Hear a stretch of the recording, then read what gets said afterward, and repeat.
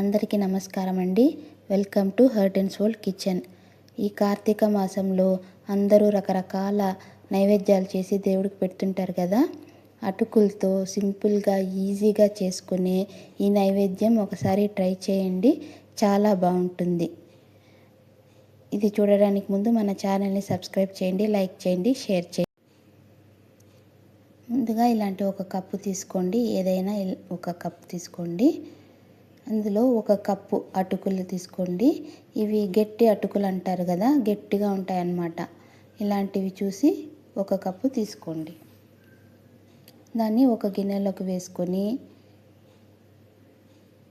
Water పోసి 2 times బాగా కడిగి వాష్ చేసుకోండి. దీన్ని 2 టైమ్స్ బాగా కడిగి వాష్ చేసుకొని నీళ్లు వంపేసి ఇలా పెట్టేసేయండి. ప్లేట్ వేసి దీన్ని ఒక పక్కన అలా పెట్టేయండి.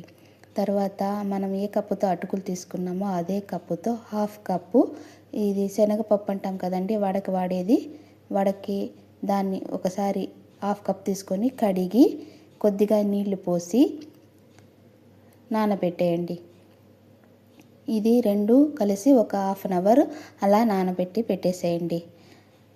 1/2 అవర్ అయిన తర్వాత ఆ పప్పుని ఒక గిన్నెలో వేసి స్టవ్లో పెట్టి నీళ్లు పోసి ఉడికించండి. ఇది ఉడికేలోపు మనము ఏ కప్పుతో అయితే అటుకులు తీసుకున్నామో ఆ కప్పుతోనే 1/2 కప్పు కొబ్బరి తీసుకొని దాన్ని మిక్సీలో వేసుకుని తిరుమి పెట్టుకోవాలండి. తర్వాత పప్పు ఉడికిందో చూద్దామండి. ఇలా పలుకులుగా ఉంటే చాలండి, ఈ మాత్రానికి ఉడికించి పెట్టండి. నీళ్లు వంపేసి ఫిల్టర్ చేసి పెట్టేయండి. తర్వాత అదే కప్పుతో 1 కప్పు ఫుల్గా బెల్లం తీసుకోండి. ఈ బెల్లం గిన్నెలో వేసి స్టవ్ మీద పెట్టి కొద్దిగా వాటర్ వేయండి. ఎందుకంటే మనకు ఆ రాళ్ళు డస్ట్ అంతా ఫిల్టర్ చేసుకోవడం కోసము కొద్దిగా కరిగించిన తర్వాత దీన్ని ఆ బెల్లం సిరప్ని ఫిల్టర్ చేసుకొని పెట్టుకోండి.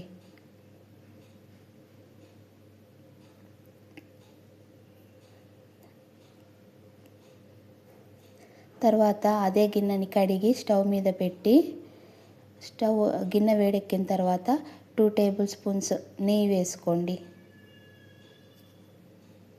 ఈ నెయ్యి బాగా వేడెక్కిన తర్వాత జీడిపప్పు పలుకులు వేయండి. వేసి దీన్ని కాస్త వేపండి. తర్వాత ద్రాక్ష వేసుకోండి. ఇది కాస్త ద్రాక్ష అంతా కాస్త పొంగిన తర్వాత మనం మిక్సీకి వేసి పెట్టుకున్నాం కదా కొబ్బరి, అది వేసుకోండి, పచ్చి కొబ్బరి. దీన్ని వేసుకొని వేపండి. ఎక్కువేం వేగాల్సిన పని లేదండి, కొంచెం ఆ తడిదనము పోయేంత వరకు వేగితే చాలు. ఎక్కువైతే మళ్ళీ మాడిపోతుంది, కొద్దిగానే వేపుకోండి. ఇది ఇలా వేగుతుండగా మనం ఫిల్టర్ చేసి పెట్టుకున్నాం కదండి బెల్లం సిరప్, అది వేసుకొని మొత్తము అంతా వేసుకొని బాగా కలపాలండి.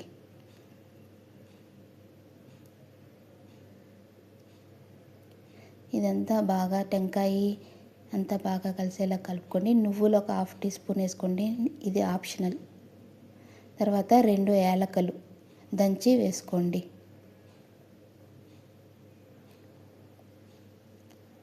దీనంతా ఒకసారి అంతా బాగా కలిసేలాగా కలుపుకోవాలండి.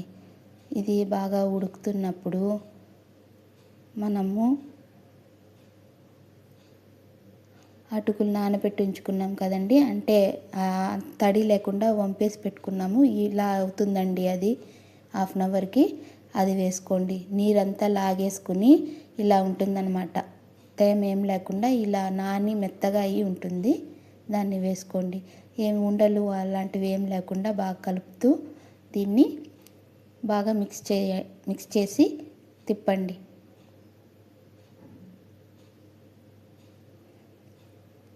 ఇప్పుడు ఇది ఇలా ఉడుకుతున్నప్పుడు మనము ముందుగానే ఉడికించి పెట్టుకున్నాం కదండి, ఉడికించి నీళ్ళు వంపి పెట్టుకున్న పప్పు ఉంది కదా, అది వేసుకోండి. దీనంతా బాగా కలిసేలాగా కలుపుకోండి.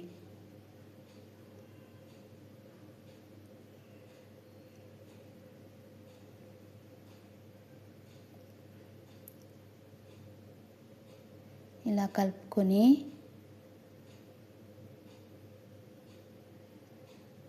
బాగా కలిసిన తర్వాత మరో టేబుల్ స్పూన్ నెయ్యి వేసుకోండి. నెయ్యి వేసుకుని ఒకసారి కలుపుకోండి.